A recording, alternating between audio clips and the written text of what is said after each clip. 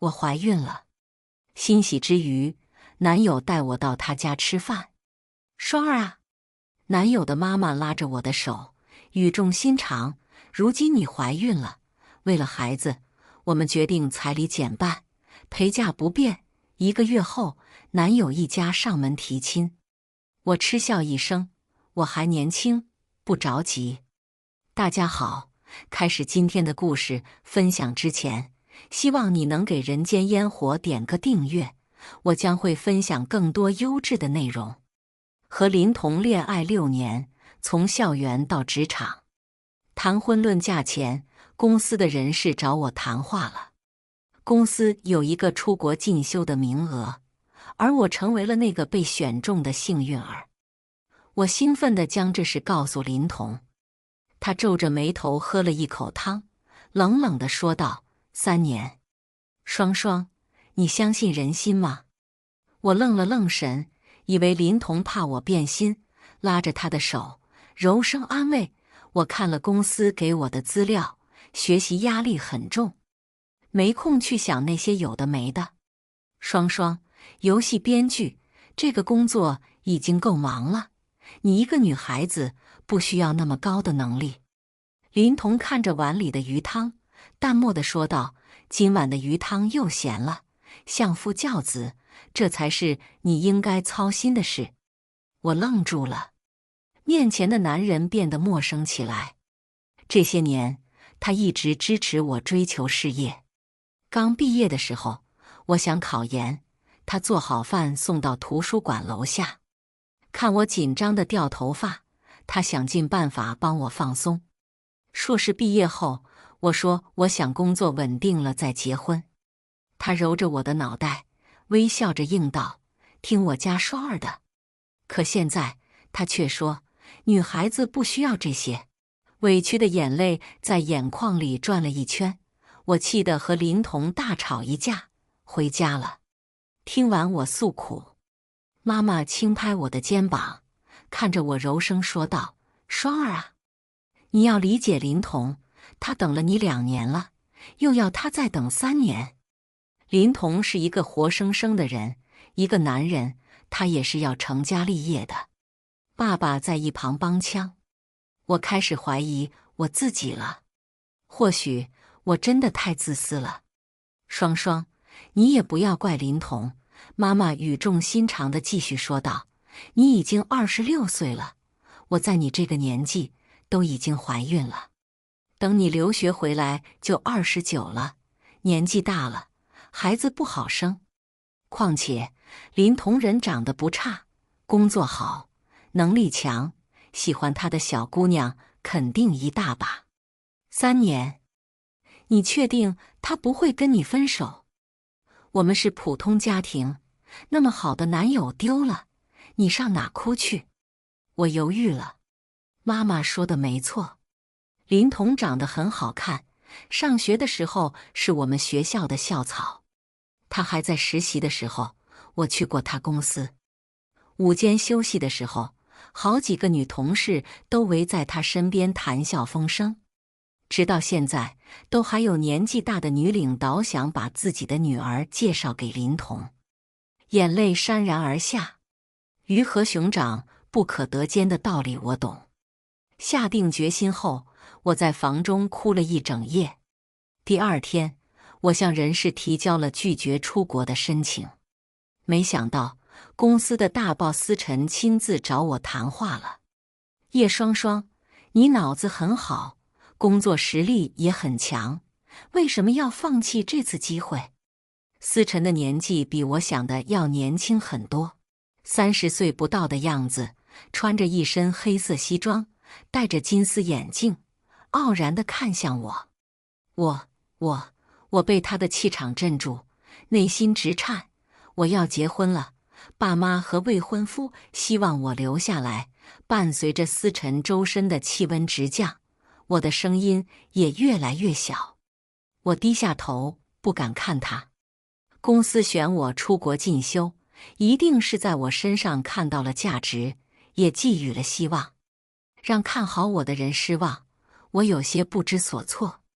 办公室里静得出奇，连思辰轻叹中的悲伤，我也能听得一清二。你先回去吧，距离公司审批还有1个月的时间，我希望你能考虑清楚。不等回应，思辰将我请出办公室。叶双双，你脑子里有泡吧？下班后，闺蜜来找我约饭。听说我决定放弃出国的机会，留下来结婚，她气得差点把肥牛倒扣在我头上。对于你现在的工作，出国学习是多好的机会。你爸妈不清楚，你还能不知道？你听我说完吗？我委屈地撇着嘴。林童的说话方式虽然有问题，但我妈说的也没错。林童现在工作前景好，人长得又好，现在我还能仗着他爱，为所欲为。3年后，29岁的我，怎么拼得过那些刚毕业、水灵灵的大学生？闺蜜瞪大眼睛看着我，一脸不可置信。她欲言又止，低头给我夹了2片涮好的牛肉，猛吸了一口奶茶，说道：“你想清楚了，这次机会难得，放弃了就这辈子都不会再有了。”我犹豫了一下，慢慢点头。双双，我觉得你必须试试林童，如果他值得，我一定支持你。闺蜜一本正经地看着我，她是一个向来没正经的人，这样的表情，我只有在她填报考高志愿和科目2的时候才见过。怎么是？我低下头，压低身体，就像个小偷一样低声问道。网上说，要看一个男人靠不靠得住，就生个孩子试试。闺蜜一脸坏笑，先生一个，我们肯定来不及了，但咱们可以装一下。我不可置信地看向闺蜜，红着脸，然后把头摇成拨浪鼓。不行，被林童发现，我就死定了。双儿，相信我，如果林童值得，你现还一个都成，但如果他不值得，你就是放弃了整个人生。天真的我，此时听不出闺蜜的话外音，只是往嘴里塞了一大口肉，慢慢咀嚼。见我还有些犹豫，她坐到我身旁，死死地拽住我的肩膀说道：“你就当是和我打赌，如果我输了，我亲自去给林童赔罪，你跟我绝交，怎么样都行。”我被闺蜜誓死不休的模样吓了一跳，犹豫再三后，还是点头答应了。2天后，闺蜜把她从怀孕好友那要来的验孕棒和假的化验单拿给了我。当我把这些递到林童面前时，他兴奋得像个孩子，又蹦又跳，想抱我又怕磕着，紧张得要死，不让我碰任何的家务，还每天变着花样地给我做饭。甜蜜的幸福中夹杂着负罪感，我开始渴望这个孩子是真的，还一度向闺蜜夸下海口，只要为了林童，放弃什么都值得。直到周末，林童带我回他爸妈家吃饭。周6大早，我买了一些水果和牛奶，让林童提着，就去了他家。看到我们，林童的父母很高兴，拉着我家长里短的说了很多。吃完饭，林童的父亲外出散步，他妈拉着我坐到沙发上看电视。电视放里正在放广告，林童就端着一盘切好的水果坐到我边上。双儿啊，听小童说你怀孕了。被这么一问，我最近一直悬着的心抖了2下。但是已至此，我只能硬着头皮点了点头，笑着说道：“化验单已经给林童看过了。”哎呀，真好！林童的母亲笑盈盈地从上到下打量了我一遍。以前担心你太瘦不能生，看样子是我多虑了。这句话诡异的让人感到生理不适，我微微皱眉。妈，你瞎说什么？双双的身体一直很好。林童察觉到我的不愉快，用牙签插了块水果送到我嘴里。双啊，彩礼的事你还记得吗？林童母亲尴尬地笑了笑，说道：“我这边还有些想法，希望你能帮我转达一下。”啊？我不解道：“不是上周已经说好的吗？彩礼8万，陪嫁10万，还有我的那辆车，你们都同意了呀？”此一时彼一时，林童母亲握着我的手，温和地说道：“那时你没怀孕，多拿出些彩礼来给你是应该的。但你现在有了孩子，我们总要为未来着想，给孩子留一些啊。你们想给多少？”听到彩礼被砍，我语气不大好：“就2万吧，取个双数，祝你们和和美美。陪嫁就不变了，改来改去的太麻烦。当然，我希望你能把这2万带回来。生了孩子都是用钱的地方，做妈的人不能那么自私。”我差点被嘴里的苹果噎死。说好8万就8万，我拉着脸，语气冰冷。林童的母亲脸上有些挂不住，她把我的手放到一边，朝林童使了个眼色。宝贝，接到母亲的信号，林童拦着我的肩，把我抱在怀里。我们家本来就不宽裕，为了娶您已经是散尽家财了，现在还有孩子，你就体谅一下我吧。8万，不然就分手。我双手捏着手机，指节泛白，死不松口。双双啊！林童母亲见我又言不尽，脸拉了下来。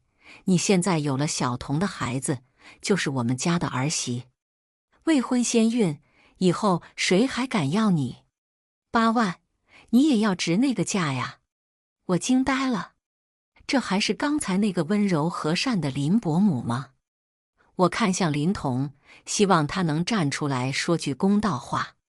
他舔了舔嘴唇，拍着我的肩：“双双，话糙理不糙，你以后也只能嫁给我。2万、8万不都是我们的钱吗？你懂事点，早点决定，我们早点去把证扯了，省得你肚子大了丢人。”呸！一家强盗！眼泪不自觉地从眼眶滑落，我甩开林童，哭着跑出了他家。电梯厅里，我以为林童会追出来，却听到背后传来他妈的大喊：“追什么？让他去！一只破鞋而已，跑不了的。”夜晚，寒凉的风浸透全身。我坐在了无人烟的公交站台，紧了紧身上单薄的外套。为了来见他爸妈，我穿了他最喜欢的小礼裙。我以为他会开车带送我回去，他还真是挺听啊。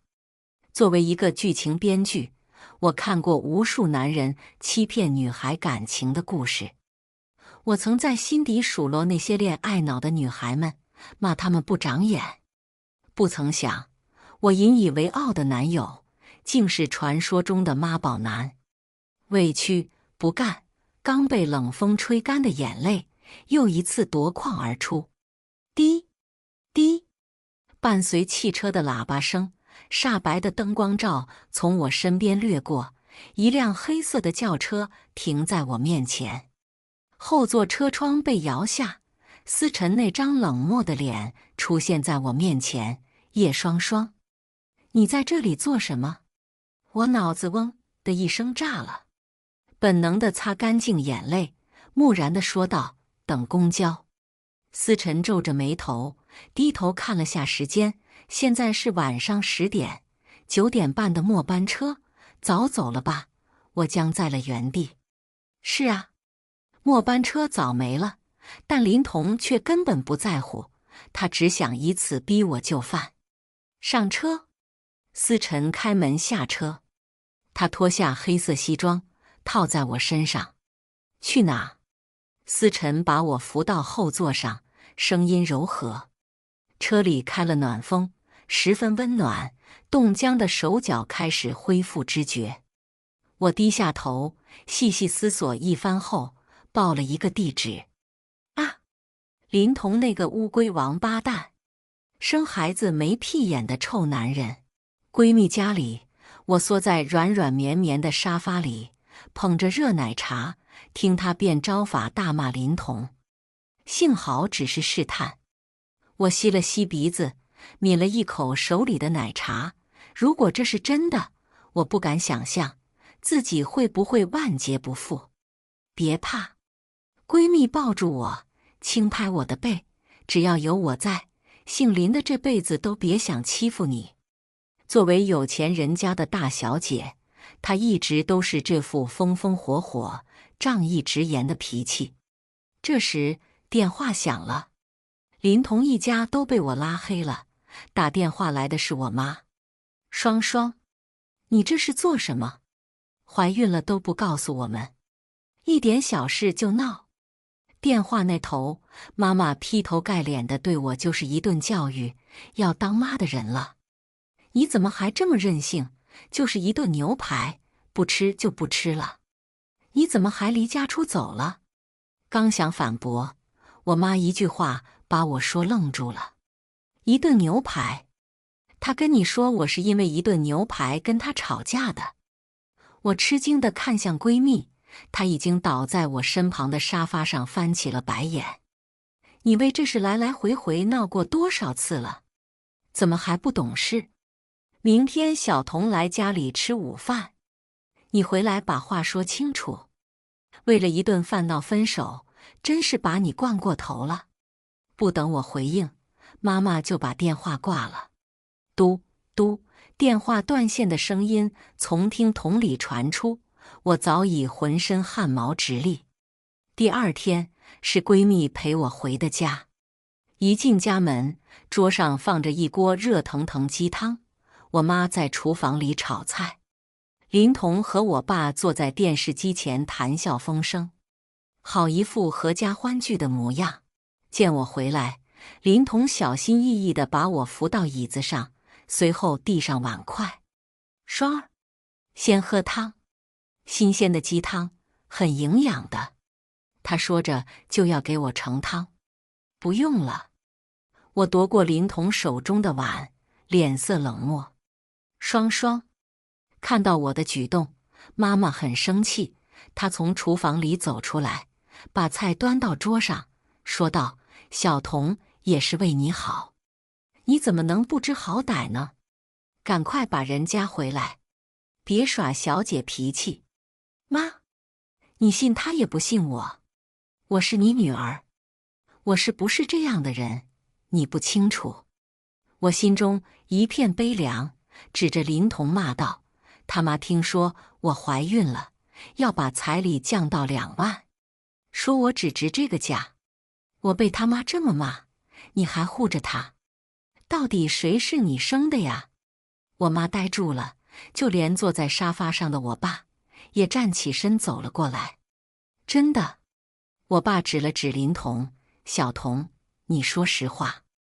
林童淡淡一笑，说道：爸妈，你们别听双双乱说，他就是在气头上，想和我分手。事到如今，他还在颠倒黑白。我气得两眼一黑，跌坐在沙发上。姓林的，你要点脸。闺蜜赶紧跑过来抱住我，帮我顺气。我颤抖着手，从包里拿出手机，找出一段录音。双双啊，你现在有了小童的孩子，就是我们家的儿媳，未婚先孕，以后谁还敢要你？8万，你也要值那个价呀。双双，我妈说的没错，你以后也只能嫁给我，2万、8万不都是我们的钱吗？你懂事点，早点决定，我们早点去把证扯了，省得你肚子大了丢人。一开始我只是为了向闺蜜证明林童的好，所以才会在踏进林家时打开录音，没有想到自己录下的竟是林童和他妈的污言秽语。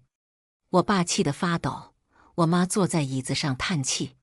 林童，双双是我的女儿，她未来无论成了什么，都是我的女儿。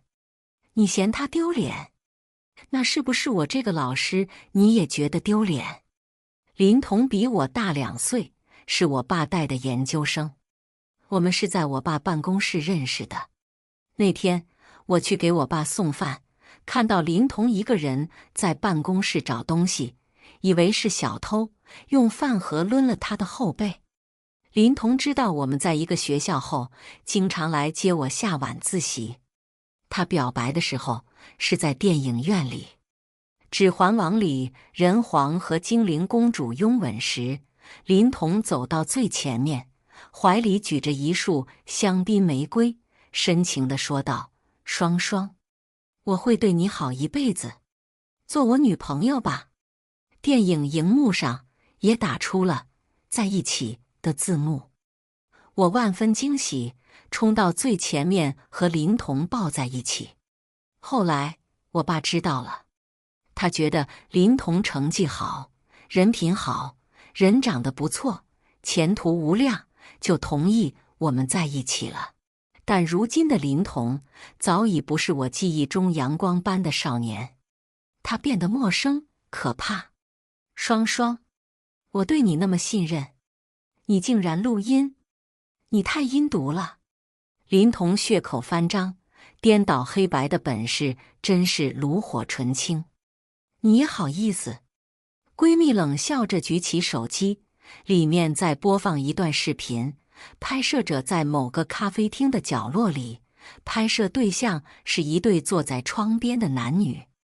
男的是林童，他穿着白色衬衫、浅蓝色牛仔裤，拘谨地坐在咖啡厅里。在他对面的是一个浑身上下都是名牌的女人。你工作不错，但我还是希望你作为我的男友，可以在家陪我，而不是忙于工作。女人将大波浪的长发撩到身后，抚摸着手指上鸽子蛋大小的钻戒。我不缺钱，更不缺男人，希望你好好考虑。视频结束的时候，我胃里一阵翻腾，差点把早饭吐出来。你，林童愤怒地指着闺蜜，还没骂出口，就被我妈举着扫帚从家里赶了出去。双双啊，委屈你了。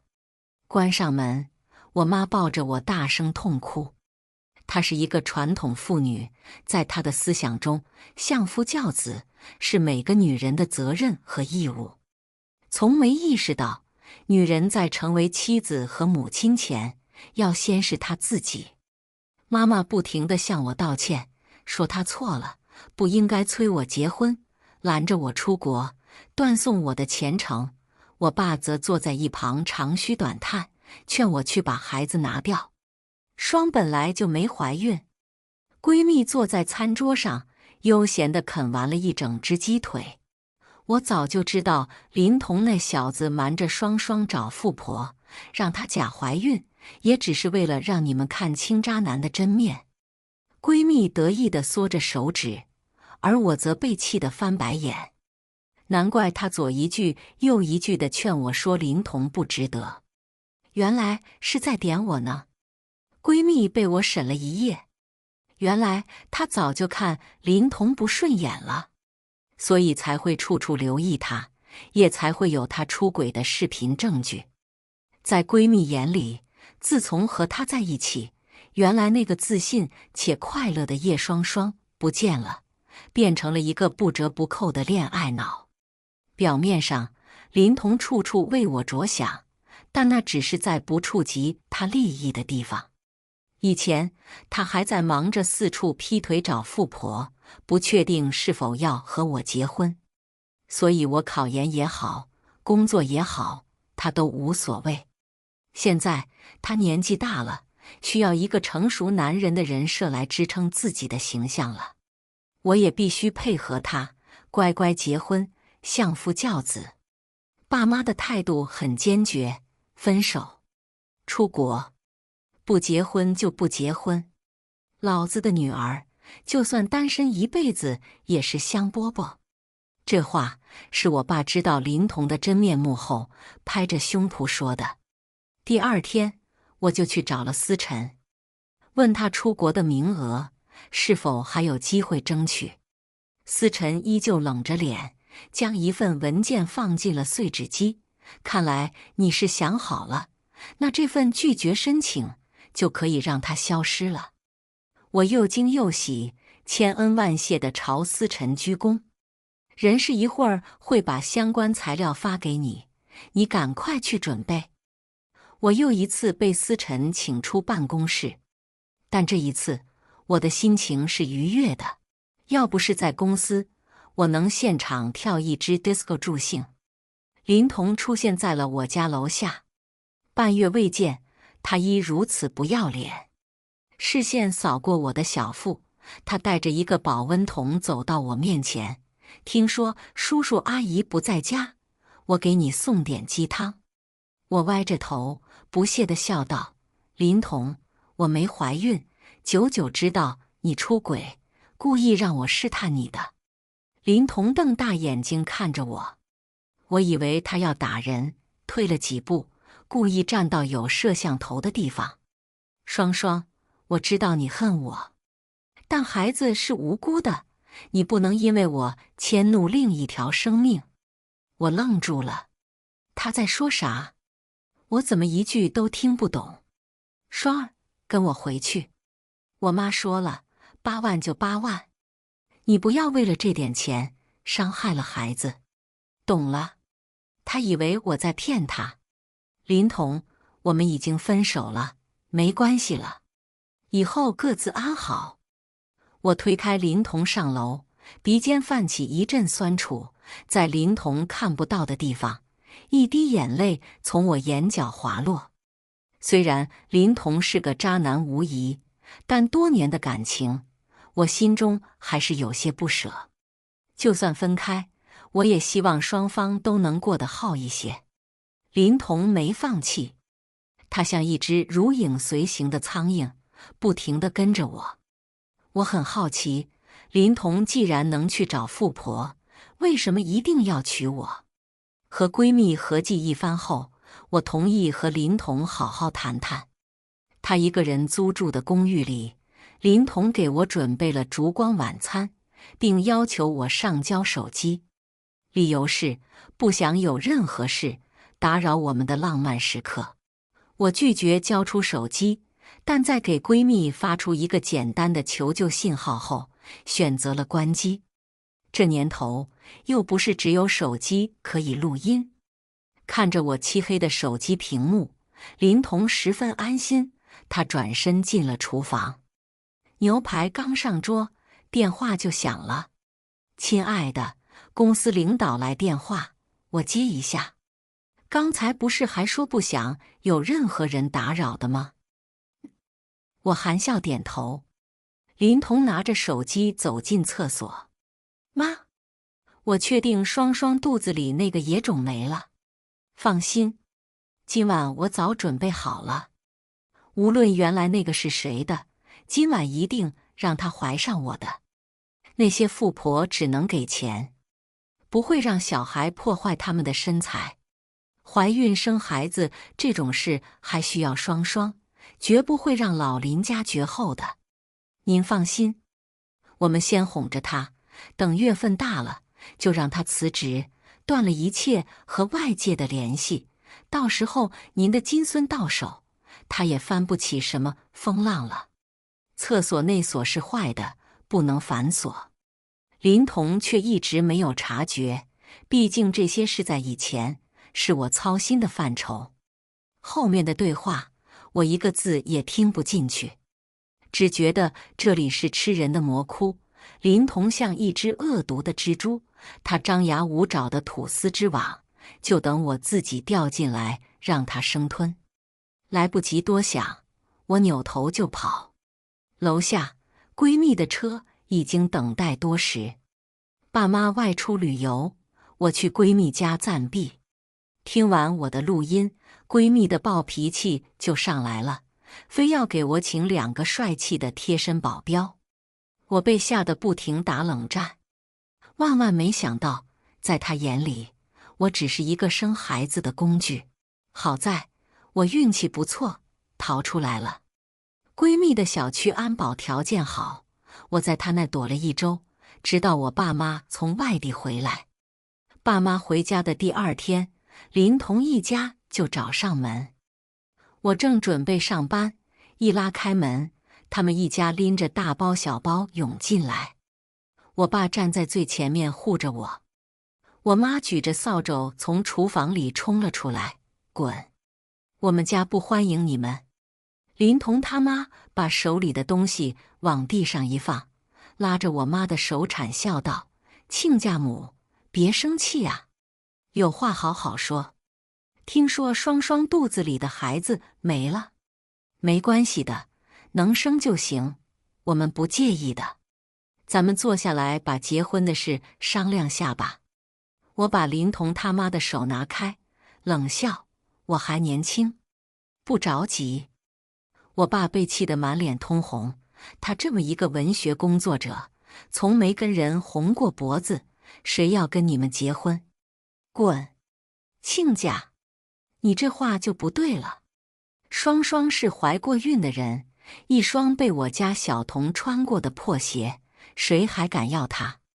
林童他妈脸上带笑，说出来的每个字都带刺。我用微信通知了物业，保安上来的时候，我妈正举着扫帚把他们一家往外赶。林童他妈见我铁了心要跟林童分手，一不做二不休，竟然坐在小区外面哭闹起来。看到我出门，还跑过来抱着我的腿大哭，就是他，傍上了大款，就不要我儿子，我可怜的孙子哟，才2月大就没了。我气得翻白眼。林童那身颠倒黑白的本事，原来是家传的呀。小区里晨练结束，买菜回家的大爷大妈开始驻足围观。这不是小双吗？叶教授家的女儿。哎呀，怎么会做出这么道德败坏的事啊？看样子学历和人品不能划等号哟。人群议论纷纷，林童的母亲哭嚎的也越发嚣张：“你把我孙子还我，还有我们家8万的彩礼钱。”呜呜呜！眼看时间1分1秒的前进，围观的人越来越多。最重要的是，我要迟到了。今天还是我递交出国材料的最后期限。我明白，那些富婆只能给钱，才不会让小孩破坏了他们的身材。怀孕生孩子这种事还需要双双。我把手机音量放到了最大，林童的声音从电话中传出。林童和他妈想来抢我的手机，我推开了他妈，但手机却被林童摔在地上，用脚踩得稀烂。周围有人报警了，到警局做了笔录，警察让林童赔了我5000元。我本人没有受到实质性的伤害，林童一家只是被口头教育后就放走了，而我损失了1个上午的时间。小跑到办公室时，思辰正坐在我的工位上，脸色黑得跟锅底一样。林童从我的生活里消失了。为了出国前的预备学习，还有手头上的工作，我几乎每天都加班到11点。出乎意料的是，思辰也是个拼命的。我原本以为当老板的到点就会下班，没想到他每天到11点左右才离开。见我一个人回家，思辰说他不放心，要送我。我对思辰属于怕，不是怕他有钱有权，而是他那张毫无表情的厌世脸配金丝眼镜，让我有一种面对病娇霸总的恐惧感。为此，我没少麻烦闺蜜来接我，可1、2次后，闺蜜就找了各种理由拒绝我。甚至有一次接起电话后，那头响起男人的声音：“亲爱的。”电话那头男人粗犷的撒娇声，吓得我差点从大厦外的台阶上滚下去。无奈，我只能答应思辰的好意。爸妈到落下接我时，正好遇上思晨。我爸夸思晨少年才俊，还想拉他上楼喝茶。爸，夜里12点喝茶，您不想睡觉了？跟思晨道别后，我拽着我爸就往家走。出国前的手续办得还算顺利，我开始交接手头上的工作。午休时，我正打算下楼买杯咖啡提神，却看到林童拿着鲜花和巧克力脏包，站在公司楼下，笑嘻嘻地看着我。离他不远的地方，站着2个人，一个举着话筒，一个扛着摄像机，好像是本地电视台某档感情栏目的记者。惹不起，我躲得起。皱了皱眉，我转身想回公司，却被林童一把抓住。他看了一眼我平坦的小腹，双双，跟我回去吧。我妈说了彩礼照旧，只要你跟我去领证。我们已经分手了。我看着林童一字一句地说完，手甩开他的手，打算回去。叶双双，你已经怀孕了，还有谁会要你？你们公司的老总吗？还是说他才是你肚子里孩子的爹？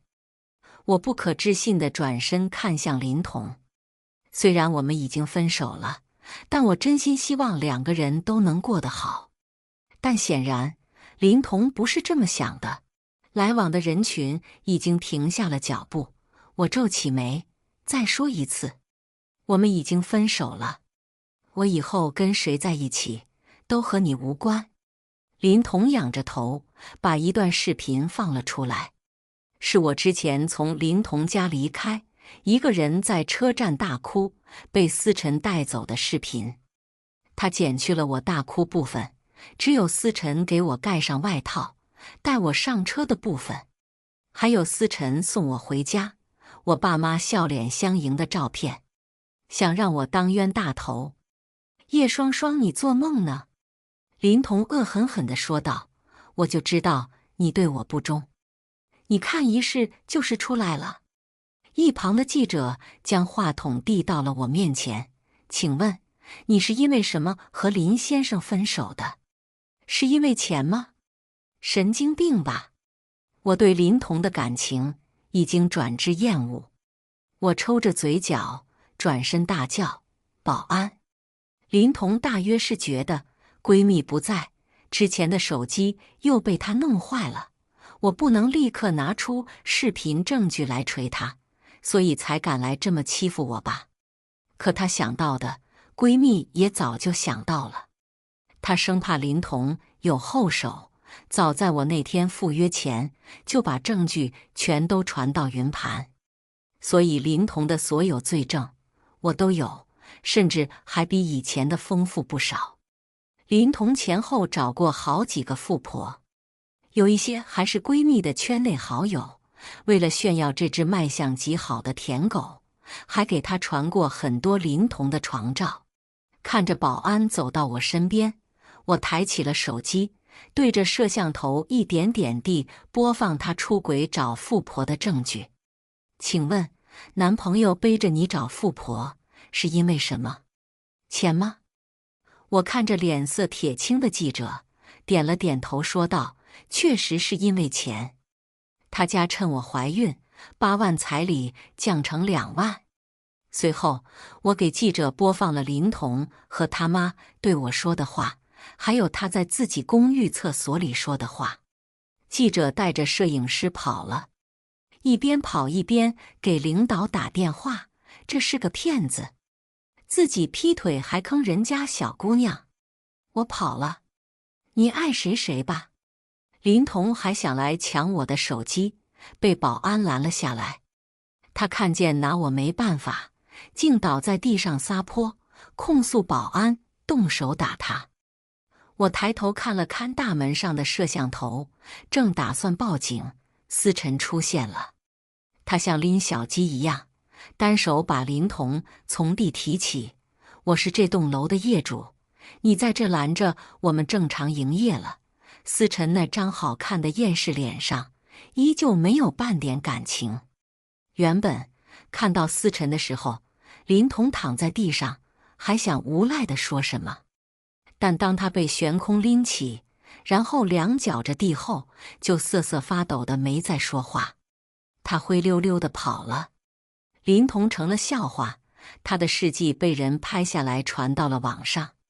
短短半个月，林童就成了半个网红，还喜提了新的称号——劈腿软饭白脸小牛郎。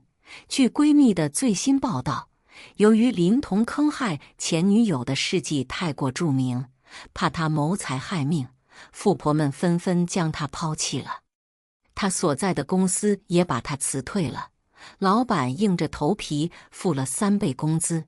事到如今，林童在整个市内算是出名了，走在街上都会被小孩认出来嘲笑。于是，任他学历再漂亮，都没人敢要他。甚至还有 HR 跟他半开玩笑地说：“听说哥们在富婆圈里吃得很开呀，怎么不去求你的姐姐们，让他们帮你找工作呀？”据说林童差点跟人家动手，人被保安拖出来的。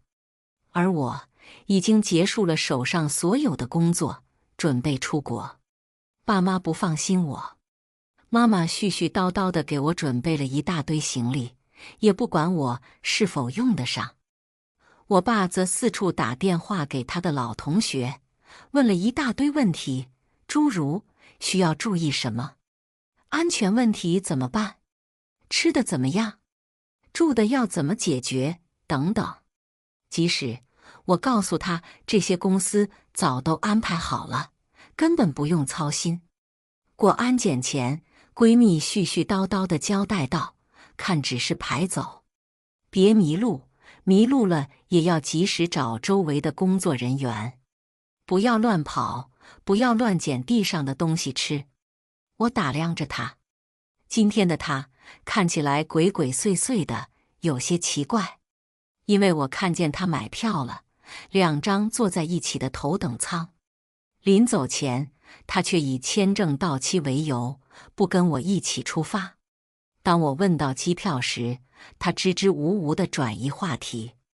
在我叹息不能一起去海岸边拍照时，她低着头没说话，脸上的笑容却又十分诡异，得意中透着一股阴谋的味道。飞机上，放好行李后，我悠闲地坐在座位上。“你好啊。”身旁一个西装笔挺的高个男人坐了下来，他向我伸出了手，声音十分熟悉。我抬头望去，是思辰。我妹妹说她签证到期了，不能出国，所以只好委托我来照顾你了，请多多指教。我愣在了原地 ，CPU 直接烧了。妹妹，等等，99的全名叫什么来着？对了，思九啊！我肉眼可见的慌了一批，突然想起闺蜜很早前就跟我说过，她有一个哥哥，长得好，人品好，成绩好，各种好，唯一不好的就是父母离异，跟着母亲定居国外。最近几年，闺蜜父亲中风，她这位哥哥才回国操持家业。好闺蜜的哥哥竟是我上司，这种事情恐怕剧本也写不出来吧。我勉强挤出一个比哭还难看的微笑，握住他的手：“司总好，多多指教。”他对我的表现似乎很不满意，皱了皱眉，而后柔声道：“生疏了，叫我思辰就好。希望叶小姐未来的旅途愉快。”番外篇：我是思辰。父母离异时，母亲选择了我。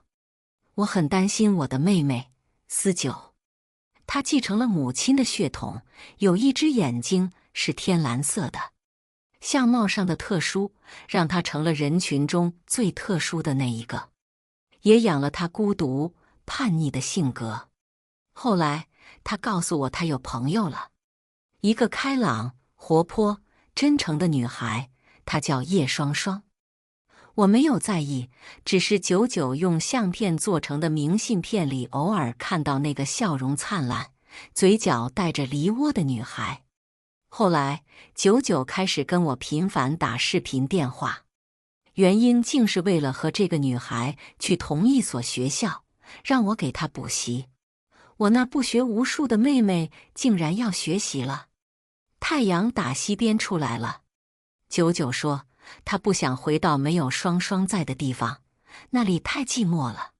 后来父亲中风，我回国接手家中的生意。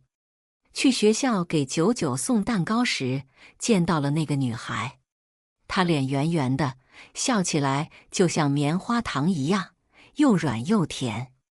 叶双双来的时候，我已经坐上了车，她没有看到我，只是看着我送去的巧克力蛋糕，毫不掩饰地流出了口水。久久告诉我，她有男朋友了，他们学校的校草，一个看上去自尊心极强，却又十分卑微的男人。男人是双双父亲的学生。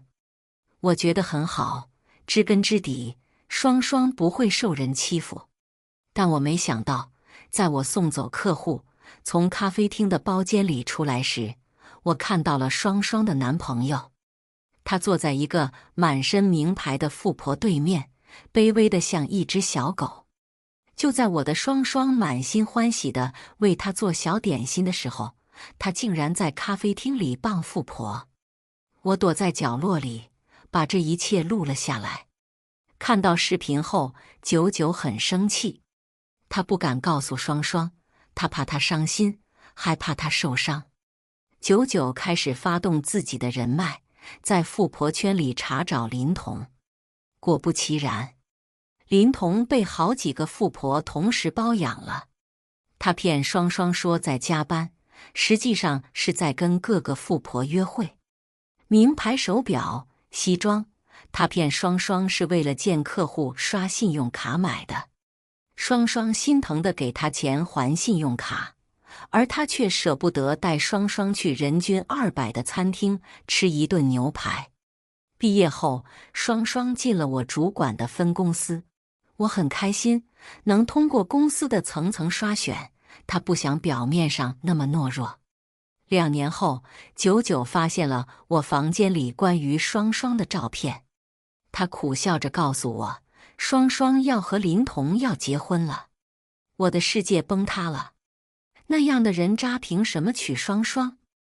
我打算把他调到国外，这是我的私心，为了双双，也为了我。好笑的是，他们竟然用婚姻把双双留了下来，好烦！双双看我的眼神，唯唯诺诺的，好可怜。我又不是大灰狼啊！呜呜，我把这事告诉了久久，他沉思良久后出了个馊主意。很好，双双竟然照做了。他决定假怀孕去试探林童。女孩子的思维都这么独特吗？为什么久久不能直接告诉他呢？我有一种不好的预感。果不其然，晚上10点，双双哭着从那栋老旧的楼房哭着跑出来，心疼，好想过去抱抱她。不确定他们是不是分手了，我必须克制住自己。我让双双上车，把她送到久久家。一路上，她都在小声啜泣，那双肿又圆又亮的眼睛，肿得跟个核桃似的。我好气。林童必须感谢现在是文明法治的社会，杀人犯法。不过能让双双意识到林童渣男的本质，我认为这是值得的。那天我一夜没睡，喜忧参半。双双决定出国了，她开始积极地准备材料。特别是在知道她和林童分手后，我高兴得一整夜没睡觉，拉着久久聊了一晚上，把她困得用靠枕抡我。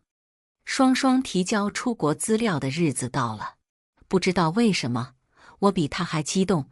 9点上班，我6点半就出现在了公司楼下，但她一早上都没出现。中午的时候，人事跑来找我，他说双双刚来过电话，说他出示了点事，刚从警局出来，要晚些来上班。我立刻联系了99，果不其然，又是林童。一家人到双双的小区，想逼宫。还好，我的双双大脑清醒，人没事。可恶的林童竟敢摔坏双双的手机！我必须做点什么了，不然我一定会被气死。我开始等双双下班，送她回家。她爸很喜欢我，甚至还想请我上楼喝茶。未来岳父请喝茶，我高兴得要说好。双双把他爸拽走了，说是大半夜不能喝茶，对睡眠不好。小区的树荫下，我看到了一个熟悉的身影。我想，无论喝不喝茶，我应该都睡不好了。果不其然，林童发现我后，带着记者来找双双了，用他管用的伎俩泼脏水，想强迫双双就范。双双是个很坚强的女孩子，她一点点地向记者展示林童的罪证，滴水不漏，逼得那个记者落荒而逃。被我邀请来的情感博主很高兴，他说很久没遇到这种典型的渣男了，可以做好几期人格分析。司总放心，我一定让这个姓林的红得发黑。我却不笑不出来。录音里，林童竟然把双双当成了生育机器。我的双双啊！我到现在连手都不敢碰一下的双双，他竟然敢这样对他。我走过去，将林童这只弱鸡从地上提了起来。我挺想摔死这个人渣的，但考虑到双双还需要我，只是把林童安稳地放回到地上。他灰溜溜地跑了。可双双看我的眼神，像一只看见灰狼的小白兔，唯唯诺诺的。他这么怕我，我还怎么表白呀？这笔账必须算在林童头上。我发动了人脉，找到林童打算给双双买高额保险的证据。我想，这就是他们家打算娶双双的真正原因。叶家的绝户，还有高额的保险金。我没把这些告诉99，我怕他把这些告诉双双。他已经被这个人渣拖太久了，不应该再被连累了。我用了些手段，林童在公司楼下笑料百出的视频立刻传遍了全网。富婆圈里也传出林童要给前女友买高额保险的小道消息。99兴奋地告诉我，富婆们纷纷放弃了这个小白脸，就连林童的公司也解雇了他。谁都害怕被蛇咬，一个人的人品是他立足的根本。林童带着他妈回老家了，我懒得再去过问，毕竟双双要出国了。99兴奋地嚷嚷要跟去。我办了一场音乐会，99的偶像在邀请的嘉宾名单里。我用第一排的座位换99的飞机票。飞机上，双双看到我，先是一愣，然后肉眼可见的慌了。对了，99没告诉双双我们兄妹之间的关系。起初是忘了，后来发现双双太怕我，生怕影响到他们之间的姐妹情谊，所以一直没说。这不合理。我一边在心里大骂99，一边安慰双双，告诉他我不是大灰狼，不会生吞他。飞机起飞后，双双冷静了不少，甚至靠在我肩膀上睡着了。看着他安然沉睡，我心中窃喜，未来可期。以上就是今天分享的故事，希望能给人间烟火点个订阅，我将会分享更多优质的内容。